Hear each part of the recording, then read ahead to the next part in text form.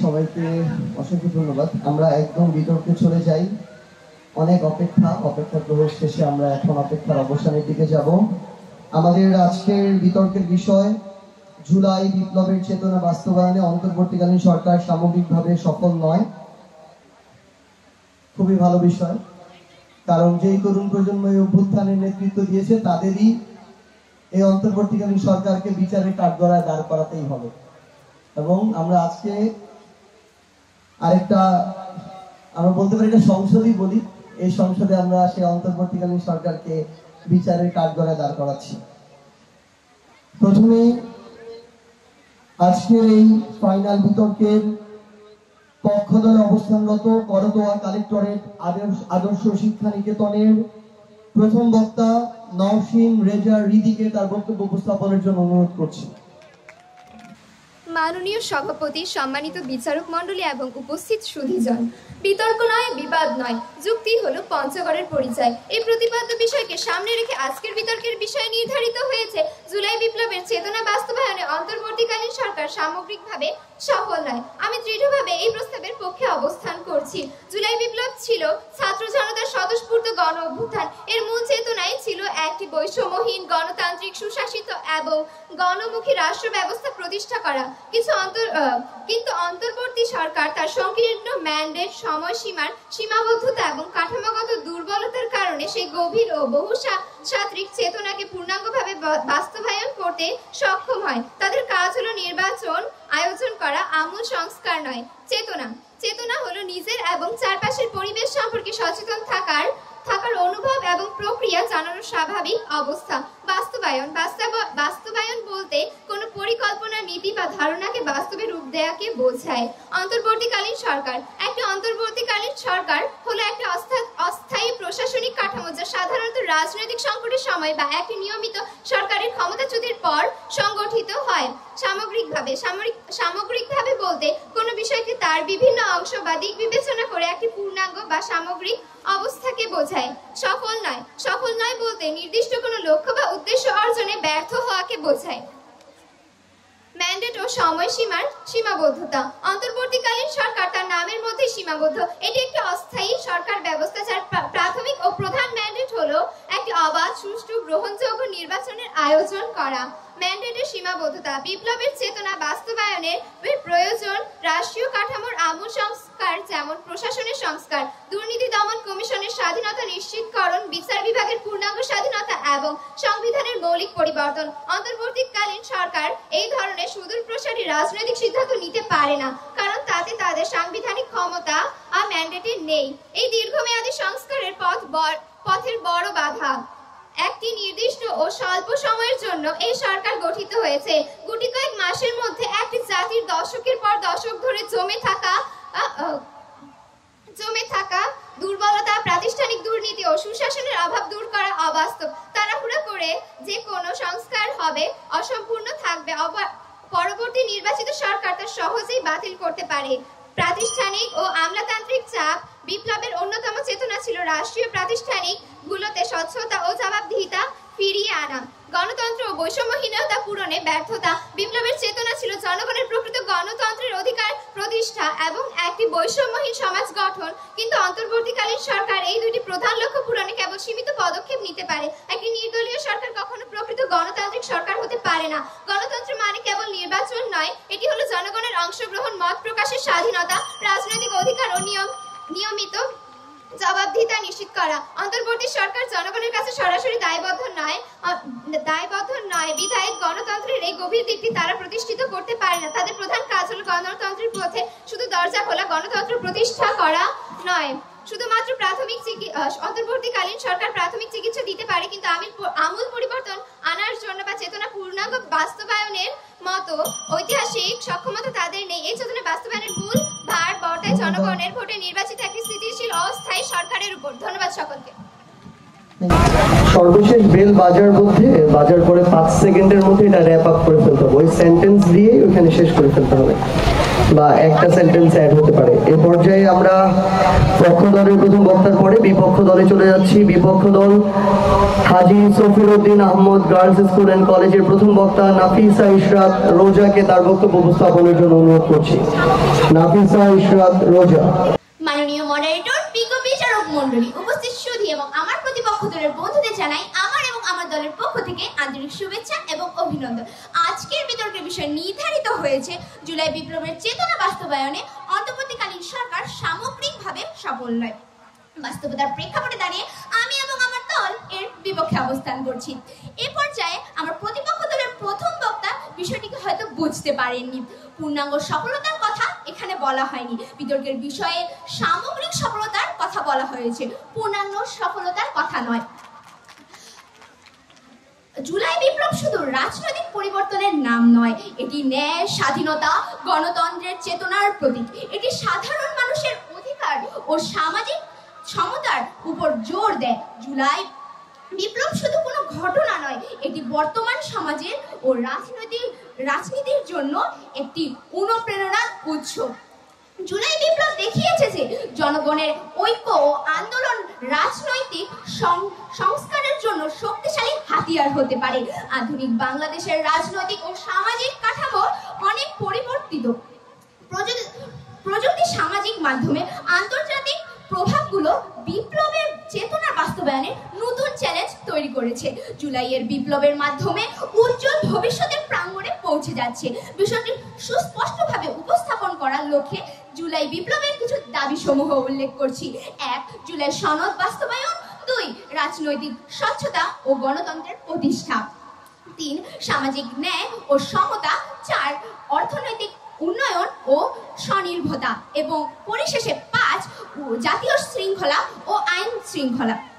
অন্তর্বর্তীকালীন সরকারের মূল উদ্দেশ্য হলো অস্থায়ী প্রশাসনের মাধ্যমে রাজনৈতিক স্থিতিশীলতা, প্রশাসনিক ধারাবাহিকতা ও বিপ্লবের চেতনার প্রাথমিক বাস্তবায়ন নিশ্চিত করা। 2024 সালের দেশের যে কোনো রাজনৈতিক পরিবর্তনের সময় অন্তর্বর্তীকালীন সরকার এখনো একটি গুরুত্বপূর্ণ তৎপরতা হিসেবে কাজ করে। 16 বছরের দীর্ঘ রাজনৈতিক অস্থিরতার পর দেশের সহিংসতা কমিয়ে আনতে অন্তর্বর্তীকালীন সরকারের ভূমিকা অনেক বেশি। রাজনৈতিক দলগুলোর মধ্যে সংলাপের সেতুবন্ধন রচনা করে সহনশীলতার সংস্কৃতি গড়ে তোলে। দ্রব্যমূল্যের ঊর্ধ্বগতি ঠেকাতে ও অর্থনীতিতে সচল রাখতে কার্যকর পদক্ষেপ নেয়, যাতে জীবনে স্বস্তি ফিরবে। দুর্নীতি ও অপশাসনের বিরুদ্ধে দৃঢ় অবস্থান রাখে। তাই আমি আমার প্রতিপক্ষ দলকে বলতে চাই, অন্তর্বর্তীকালীন সফল হয়েছে শুধুমাত্র সামাজিক সফলতাই পেয়েছে। ধন্যবাদ মাননীয় মডারেটর, ধন্যবাদ সবাইকে। বিপক্ষ দলের প্রথম বক্তাকে ধন্যবাদ। এই পর্যায়ে আমরা আবার পক্ষ দলের দিকে যাব। এই পর্যায়ে আমাদের সামনে বক্তব্য রাখবেন পক্ষ দলের দ্বিতীয় বক্তা উম্মে হুমায়রা খাতুন সিনথিয়া। উম্মে হুমায়রা খাতুন সিনথিয়া পক্ষ দলের দ্বিতীয় বক্তা। সম্মানিত মডারেটর, মাননীয় বিচারক মণ্ডলী এবং প্রিয় শ্রোতাবৃন্দ এবং পাশাপাশি আমার প্রিয় বিপক্ষ দল, বিতর্ক চলছে। বিতর্কের বিষয় জুলাই বিপ্লবের চেতনা বাস্তবায়নে অন্তর্বর্তীকালীন সরকার সামগ্রিকভাবে সফল নয়, পক্ষে অবস্থান করছি।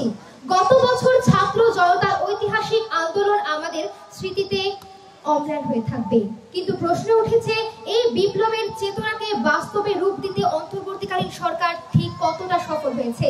2024 সালের জুলাইয়ে ছাত্র জনতা ও সাধারণ জনগণ একত্রিত হয়ে গণতন্ত্র, আইনের শাসন, দুর্নীতির অবসান ও অবাধ নির্বাচন নিশ্চিত করার জন্য সোচ্চার হয়। তাদের মূল দাবি ছিল স্বচ্ছ ও সুষ্ঠু নির্বাচন, দুর্নীতি ও ক্ষমতার অপব্যবহার রোধ, গণতান্ত্রিক প্রতিষ্ঠান সমূহের পুনর্গঠন।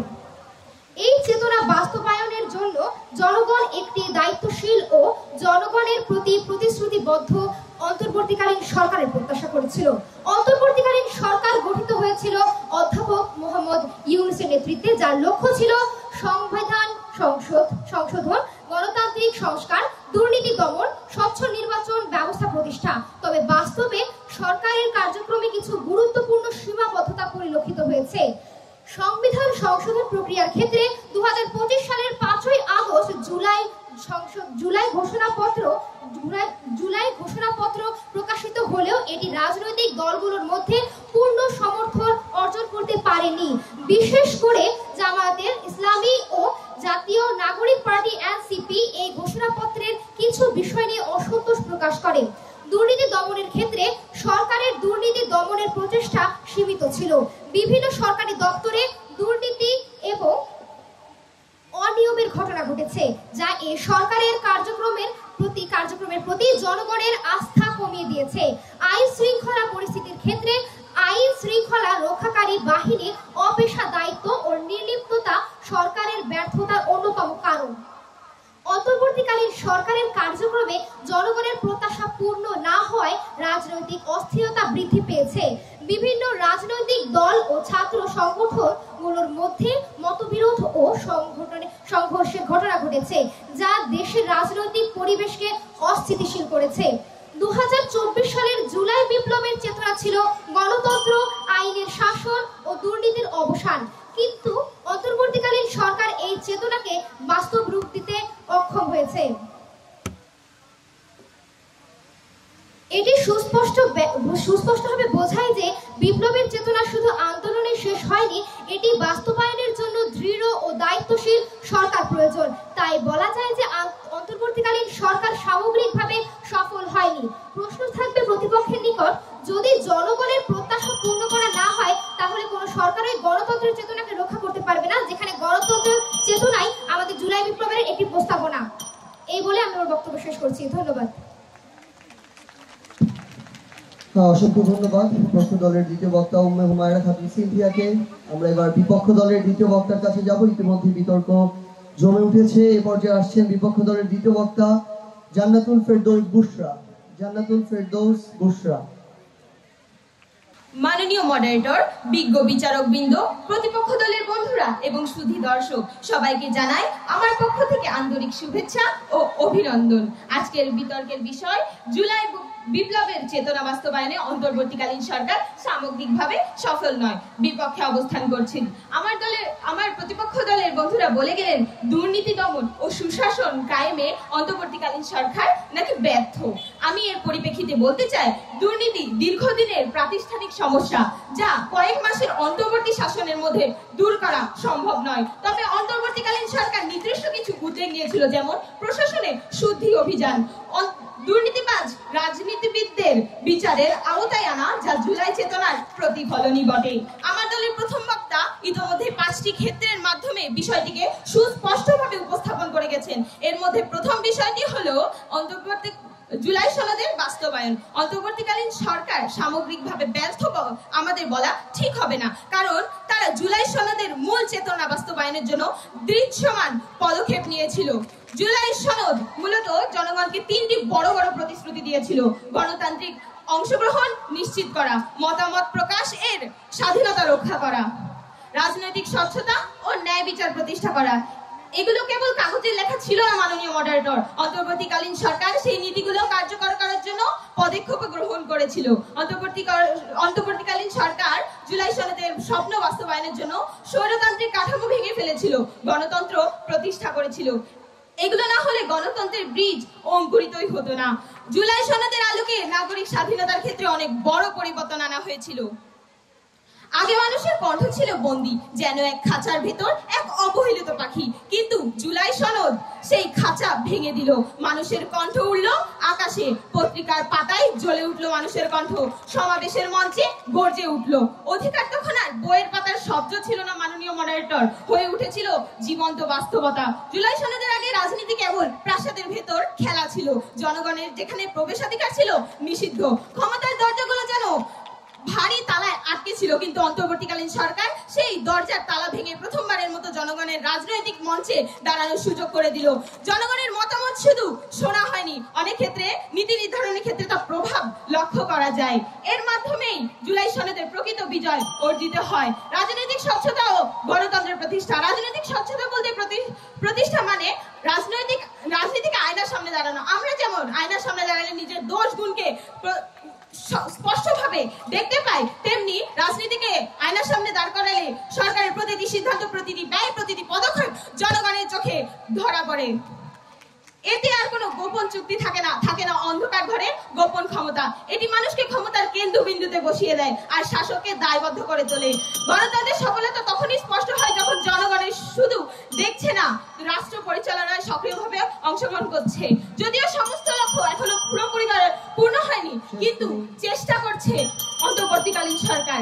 আমাদের বুঝতে হবে এটি পূর্ণাঙ্গ দাবি নয়, এটি হলো সামগ্রিক দাবি। তাই মাননীয় মডারেটর, ধন্যবাদ সবাইকে। ধন্যবাদ। আমরা মনে হয় একদম বিতর্কের একটা উত্তাল সমুদ্রে এই মুহূর্তে আছি। খুব সুন্দরভাবে যুক্তি তর্ক চলছে। এ পর্যায়ে আমরা পক্ষ দলের তৃতীয় বক্তা, যিনি দলনেতা হিসেবে দায়িত্ব পালন করছেন, আমরা তার বক্তব্য শুনব।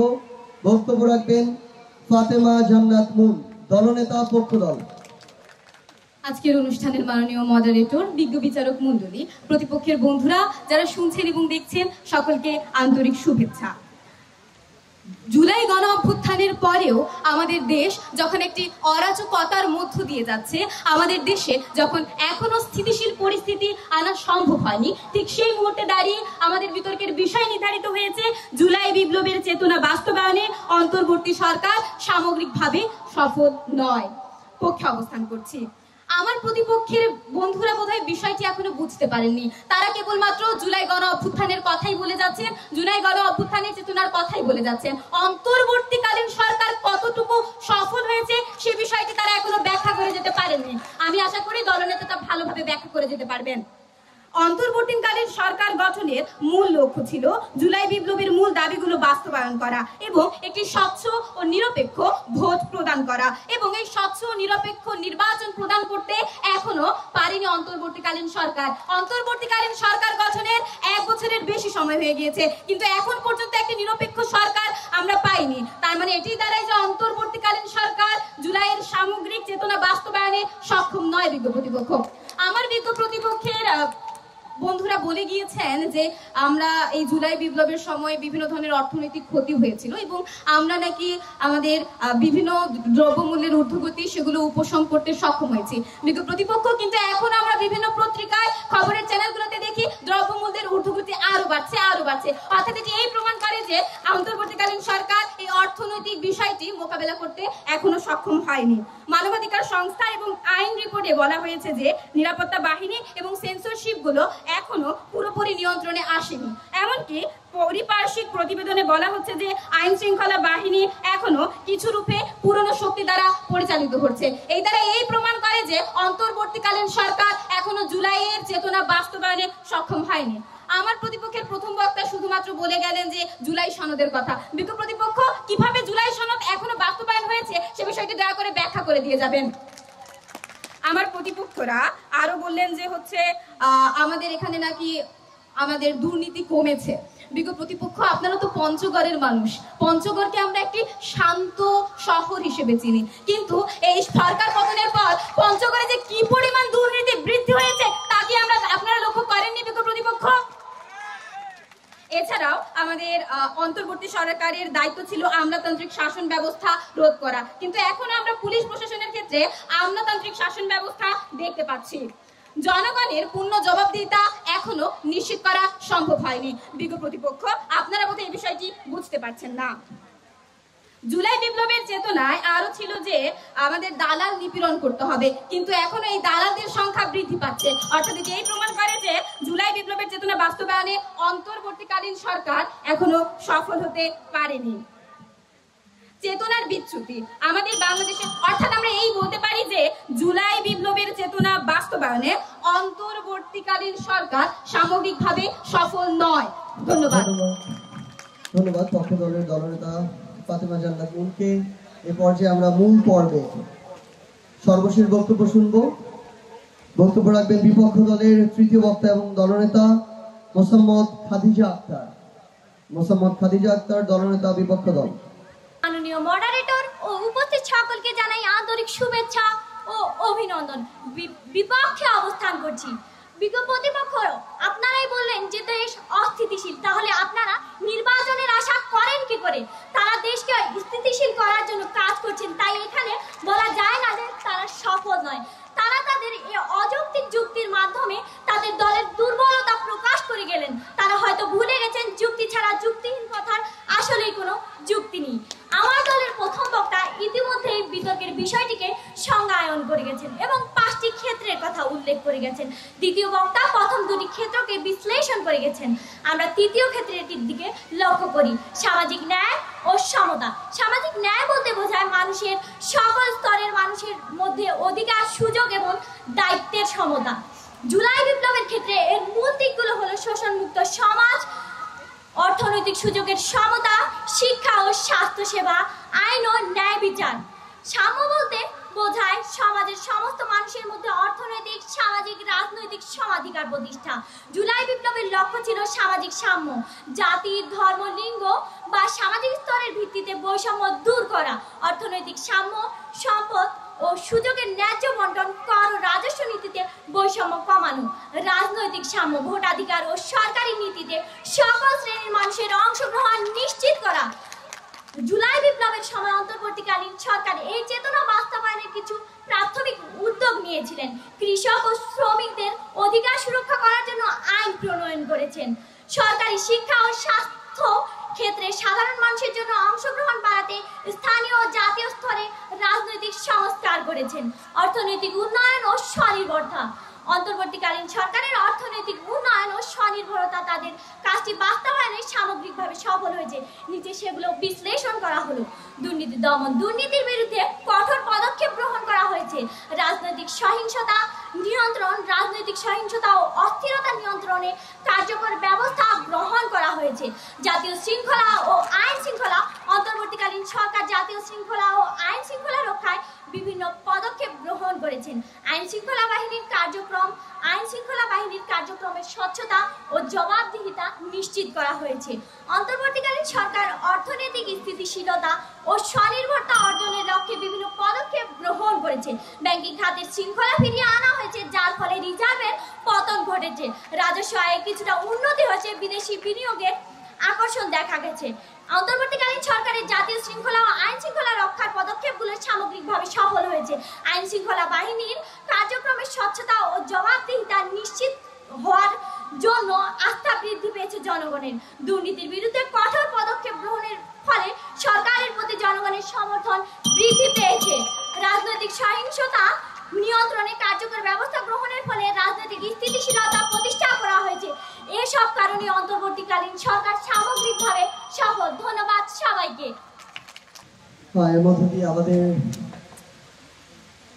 পঞ্চগড় বিতর্ক উৎসব 2025-এর ফাইনাল পর্বের যে মূল বক্তব্যগুলো সেগুলো শেষ। আমরা এখন সর্বশেষ যুক্তিখণ্ডন পর্বে যাব। সর্বশেষ যুক্তিখণ্ডন পর্বে প্রথমেই আমরা করতোয়া কালেক্টরেট আদর্শ শিক্ষা নিকেতন অর্থাৎ পক্ষ দলের দলনেতাকে আমরা আবার যুক্তিখণ্ডনের জন্য আহ্বান করছি, ফাতেমা জান্নাত মুন। ধন্যবাদ মাননীয় মডারেটর। দিগো প্রতিপক্ষ, আমরা কোনো রিটেন পরীক্ষা দিচ্ছি না, আমরা এখানে আমাদের বক্তৃতা উপস্থাপন করছি। সুতরাং নিচে আপনারা কিভাবে আপনাদের তথ্যগুলো বিশ্লেষণ করবেন আমি বুঝলাম না।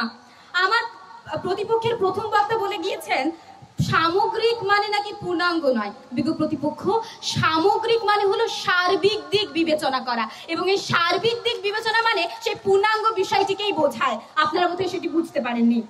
আমার প্রতিপক্ষের বক্তা আরো বলে গিয়েছেন যে আইন প্রণয়নের কথা। বিজ্ঞ প্রতিপক্ষ, অন্তর্বর্তীকালীন সরকার আইন প্রণয়ন করেছে ঠিক আছে, কিন্তু সেই আইন বাস্তবায়ন করতে পারেনি।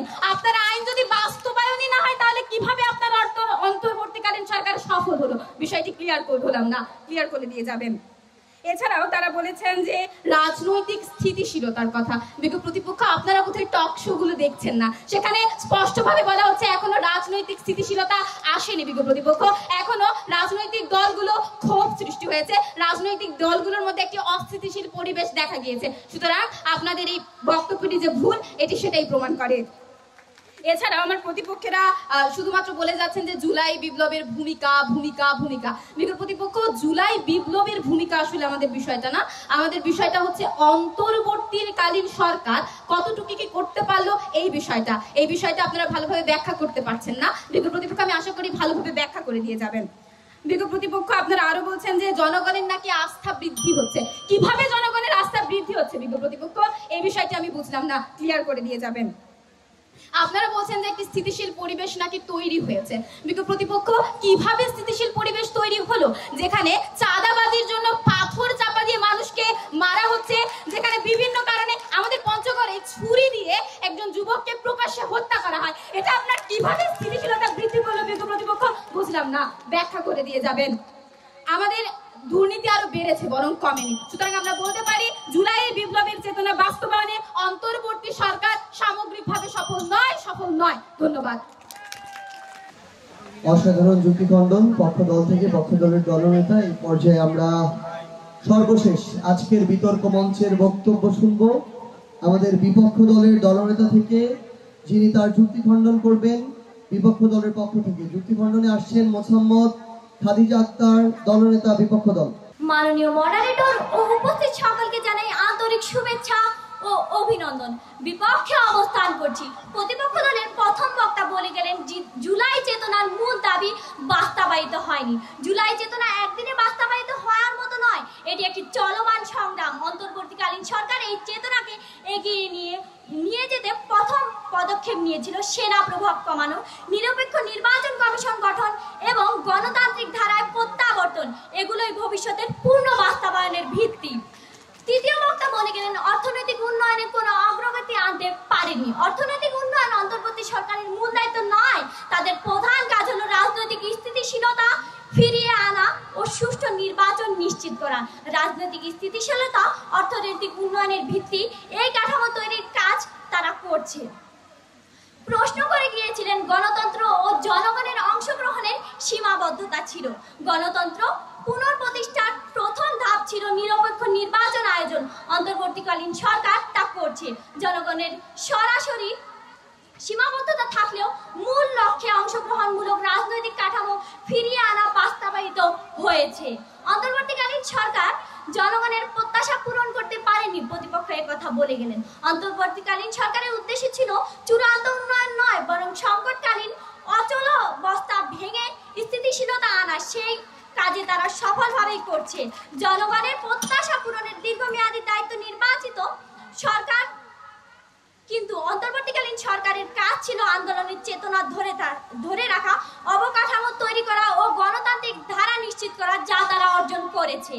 রাজনৈতিক বিশৃঙ্খলা ও দ্বন্দ্ব তারা নিঃসরণ করতে পারেনি, প্রতিপক্ষ বলে গেলেন।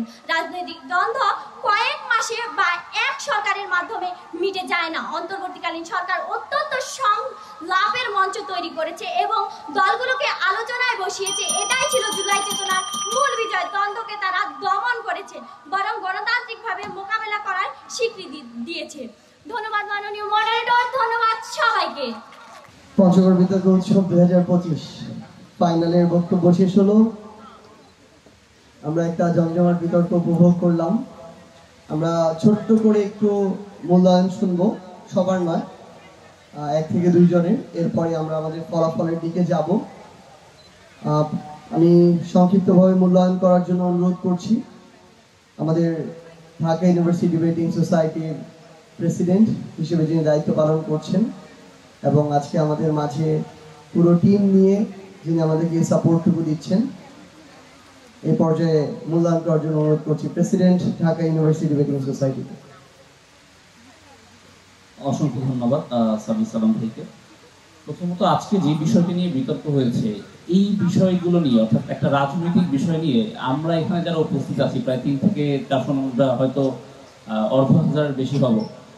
আমরা আসলে আমাদের স্কুল জীবনে এই ধরনের টপিকগুলো নিয়ে, এই ধরনের রাজনৈতিক বিষয়গুলো নিয়ে আসলে কথা বলতে পারতাম কিনা, আমার মনে হয় আমাদের বেশিরভাগই উত্তর হবে না। ইনফ্যাক্ট আমি যদি আমার কথাও বলি, যদিও আমি স্কুল জীবন থেকে বিতর্ক করেছি, কিন্তু আমিও হয়তো এত সুন্দর করে বলতে পারতাম না। তারা সারাটা দিন প্রায় 6 রাউন্ড বিতর্ক করার পরে অলমোস্ট রাত 8টা-9টা বেজে গিয়েছে, এত এনার্জি নিয়ে এখনো বলতে পারছে, তাদের জন্য সবাইটা করতালে প্লিজ। এইবারে এই বিষয়টি নিয়ে যদি একটু আসি, সরকারের ব্যর্থতা নিয়ে আজকে আমরা ডিসকাশন করছি। কাকে পাশে বসিয়ে রেখে, হয়তো সরকারের যে নির্বাচনকালীন ম্যান্ডেট না থাকা সত্ত্বেও যে রাজনৈতিক ম্যান্ডেটের কথা আমরা বলি, তার একজন কারিগরকে পাশে বসিয়ে। আমাদের সম্ভবত জুলাই বিপ্লবের যেই মূল একটা চেতনা ছিল, জায়গা ছিল যে আমরা আসলে স্বাধীনভাবে সমালোচনা করতে চাই, সেটির বাস্তবায়নের একটি আমি মনে করি যে অত্যন্ত গুরুত্বপূর্ণ জায়গা হচ্ছে এটি, যে এই ধরনের মানুষজনকে পাশে বসিয়ে আমরা সরকারের সমালোচনা করতে পারছি, আমরা পঞ্চগড়ের আইন শৃঙ্খলা রক্ষা বাহিনীর কথা বলতে পারছি, আমরা এনসিপির বিরুদ্ধে বলতে পারছি।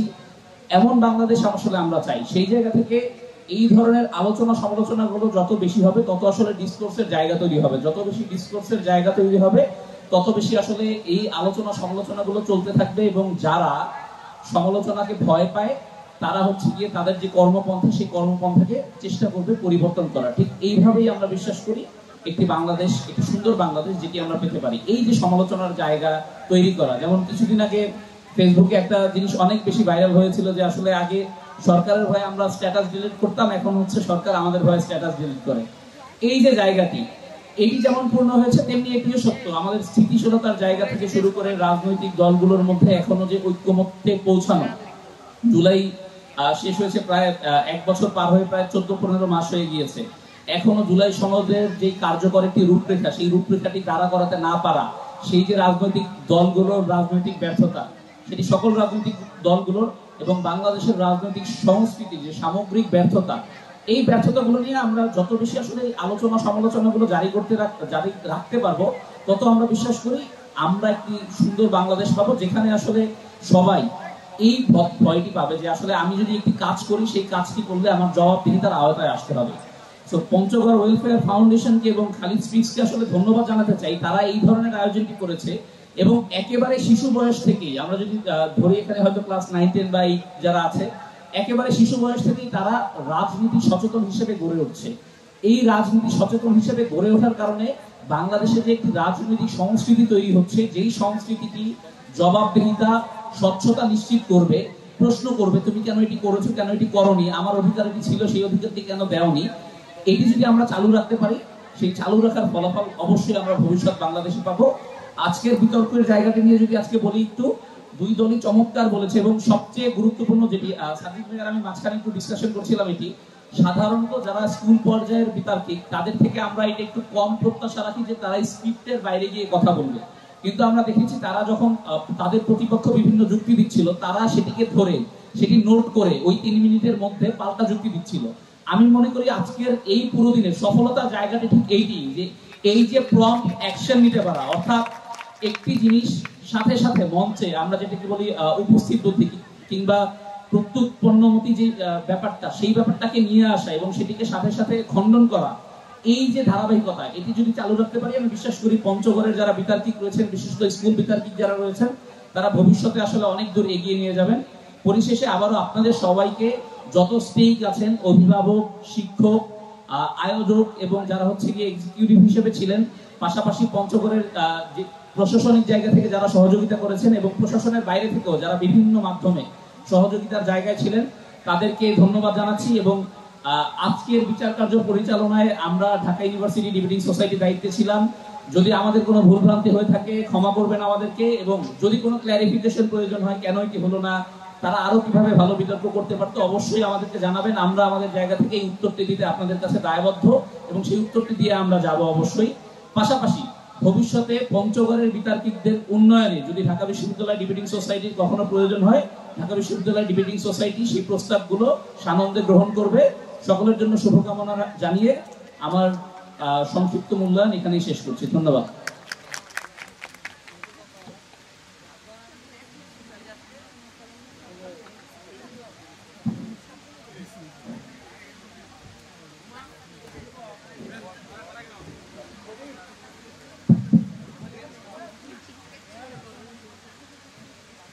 আমরা সেই সকাল থেকে অনেকে ভোরের পরে এখানে আসার প্রিপারেশন নেওয়া শুরু করেছেন, দীর্ঘ সময় এখানে আছি। বিতর্কের বিষয়ে ছোট্ট একটু কথা, তাছাড়া বাইরে একটু কথা।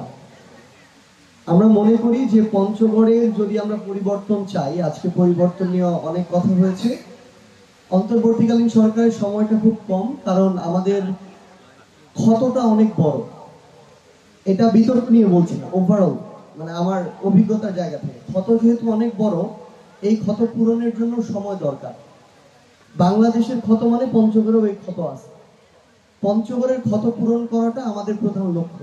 সবাই যদি নিজের জেলায় চেষ্টা করে, একদিন বাংলাদেশেরটা পূরণ হয়ে যাবে। এই ইয়াং জেনারেশনটাকে সেই ভয়েসটা রেইজ করার মতো ভয়েসটা থাকতে হবে, যুক্তিসঙ্গতভাবে তুলে ধরতে হবে। এটা বিতর্কের মঞ্চে হতে পারে, এটা নিজের লেখনীতে হতে পারে, নিজের কথায় হতে পারে। এই জন্যই আমাদের এটা একটা প্রস্তুতি পর্ব। পঞ্চগড় ওয়েলফেয়ার ফাউন্ডেশন আপনাদেরকে কমিটমেন্ট করছে প্রত্যেক বছর এই 2025 সালের পর থেকে এই পঞ্চগড় বিতর্ক উৎসব হবে, এবং আপনারা যারা আগামী বছরও 2026 সালে স্কুল লেভেলের যে কোনো ক্লাসে থাকবেন, এখানে যারা আছেন, আপনারা এখন থেকে ওই প্রিপারেশনটা নিজেদের মধ্যে, টিমের মধ্যে, স্কুলের মধ্যে নিতে থাকেন। কারণ এইরকম ভয়েস যদি পঞ্চগড়ে 100 তৈরি হয়, যৌক্তিকভাবে পঞ্চগড়ের জন্য কথা বলার, ওই দিন যে কোনো পরিচয়ে যে কোনো কালপ্রিট ভালো মানুষদের সামনে আর মাথা উঁচু করে দাঁড়াতে পারবে না। আমরা মনে করি আপনারা যারা আছেন, আমাদের অভিভাবকেরা, শিক্ষকেরা, শিক্ষার্থীরা, আপনাদের এই প্রচেষ্টা, এই 3টা স্টেক হোল্ডারের প্রচেষ্টা যদি এভাবে একসাথে চলতে থাকে, তাহলে পঞ্চগড়ের শিক্ষার মান, ওই গোড়াটা যেটা কিছুটা দুর্বল হয়ে যাচ্ছে, অচিরেই সেটা শক্তিশালী রূপ ধারণ করবে। আপনাদের সবাইকে অসংখ্য ধন্যবাদ। আপনারা মঞ্চে কথা বলেছেন, আপনাদের কথাগুলো তুলে ধরেছেন, আপনারা জিতেছেন। এখানে হয় আপনারা জিতেছেন, না হয় শিখেছেন, পরাজিত কেউই নন। আপনাদের সবাইকে অসংখ্য ধন্যবাদ। পঞ্চগড় ওয়েলফেয়ার ফাউন্ডেশন এবং খালিদ স্পিক্সের পক্ষ থেকে আসসালামু আলাইকুম। হয় কারা জিতবে? না, আওয়াজ সমান সমান হচ্ছে না তো, দুই দলের সমান সমান আওয়াজ হওয়া দরকার না?